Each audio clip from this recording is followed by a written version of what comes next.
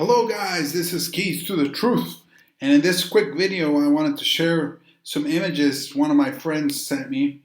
So it's really nice to start seeing friends and family waking up to the truth, waking up to finding the truth, because ultimately we're all in the pursuit of the truth.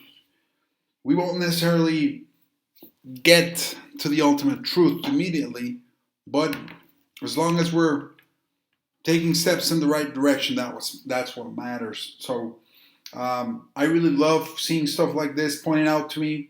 This is at a big international airport, and you can see how they put it in plain sight. It's hidden in plain sight per se. The tree of life, undoubtedly, unmistakably, and most people will just pass through there and not even notice. They won't even do a double take. They'll think it's just part of some sort of scenery or setup, and they are not wise to the fact. Now, who builds these places? Who builds? It's a big infrastructure development. It's a lot of money, a lot of contracts, airlines. And when you're thinking airlines, you're thinking immediately the elite cabal. So let's take a look at who built this airport and who owns this airport more in particular. And it's a group called, impressively so, ASUR. And you could say, oh, well, it's just an acronym, it's just a name, it's just some letters. Well, I'm going to tell you it's not. It's a code. And it's code for those that have eyes to see and ears to listen. So ASUR, you could say, oh, it means blue in French or whatever. Well, let me tell you something. The real root and the real meaning of that word is demon or devil, or more specifically, a fallen deity, a fallen angel. Because Sura means angel. It means a divine being of light, an elevated being of light. And Asura means the opposite. It's a being that ceased to be a divine being of light, and now is the being of darkness and evil. So they're telling you right there who they are, who's running this show. Now, why do they have the tree there? There's several reasons why they're hiding this there in plain sight, and they're showing you the truth. Because we're under several spells. This is the thing. We're under God's spells, which are the most powerful, which is Maya, the magical power of the Creator. And then underneath those, we're under the spells of the devil and the demonic beings. So, and we're also under the Prakriti. Prakriti is the natural energies of the Creator.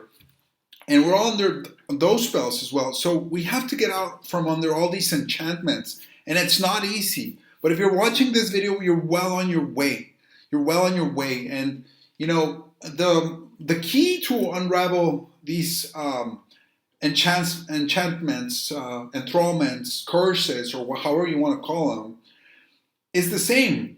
The key is to apply for the grace of God, to apply for the grace of the Most High, to have that belief, that trust, that shraddha, which is called in Sanskrit.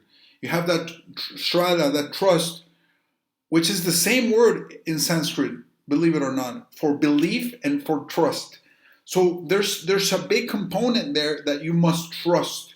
You must believe in the Most High. If you want to. I mean, you're free to do so, or you're free not to do so. That's my point. So you may be listening to this video. You may be an atheist. You may be a Buddhist. You may be a Wiccan. You may be a witch. I don't know. There's a lot of people watching these videos. And what I'm trying to say to you is that the tree of life is a real thing. You can think it's a metaphor. You can think it's an allegory all you want. You can think it's the Kabbalah Sephiroth, which is more of a metaphor. But I'm here to tell you that's not quite accurate. And you can also tell, well, the tree of life is within you. It's the 7 chakras. It's the energy rising to the top, the kundalini, all that. Good for you if you believe that, okay? And you apply that to your life, and you're all the better for it, right? But there's more to the story. There's more to the story. We live in a physical realm that's not just physical, it's metaphysical, and it's also supernatural. Again, the word natural is one of the words that I dislike the most, because I've come to realize that there's nothing natural about this world. It's, yes, it's the prakriti magic of the Most High, but it's still a type of magic, and this world is still supernatural. And there are laws that apply to it. That doesn't mean there's no laws. There are certain rules and regulations that apply to it, but that doesn't make it reductionist or materialist or deterministic. On the contrary, it's 100 and 1,000% absolutely magical.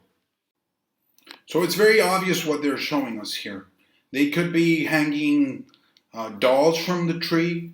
They could be hanging, apples from the tree, fruits from the tree. But no, they're choosing to hang stars, literally stars, and other lighting from the tree. Why? Because they're telling you the truth. They know that you and I are under spell, and they think that you can't break through the spell, no matter how much they put it in your face. So they think of us as, dumbed down, just unthinking people, and we have become that. So we need to wake up. Another idea is that they own these things. Oh my gosh, keys to the truth. You're talking about trees and tree worship. You're a pagan. None of those things, right? Who made the trees? Let me ask you, who made the trees? Did God make the trees? Or did somebody else make the trees? Like the sun worship, oh my God, sun worship. Like, who made the sun? Did the evil ones make the sun, or did God make the sun? Who is the sun serving? Who is the tree of life serving? Because the tree of life is a servant of God. It is an avatar of the Almighty, but it's also a servant under the Most High. So let these things sink in, and you have to get past the programming and the reverse psychology. All right. So and it goes for so many other symbols and objects, like the rainbow. Okay, that's a great example as well. So these people and these evil beings try to misappropriate and misrepresent these creations of the Most High, and they belong to the Most High. Okay, and you need to realize that. So they know, they're laughing their butts off because they know certain parts of the truth, and they think that you have no idea. But now I'm sharing with you what the Most High has been so gracious as to share with me as well. And I hope it helps you on your journey, and it helps you reconnect with the source, with the prime creator, the prime consciousness, the divine consciousness that rules forever and ever, and makes this world. Remember, the Bible tells us, Colossians tells us, that everything is and always will be for the glory of God. And the Bhagavad Gita, of course, right? There, it's not even up for debate. Everything and everyone follows the dictates of the Most High. So again, guys, I hope you research this more in depth, and I'll have a lot more proofs for you soon.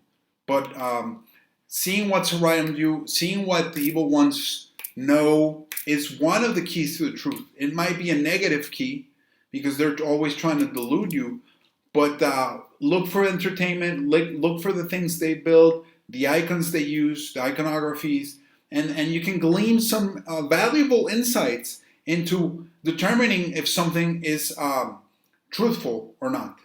God bless you.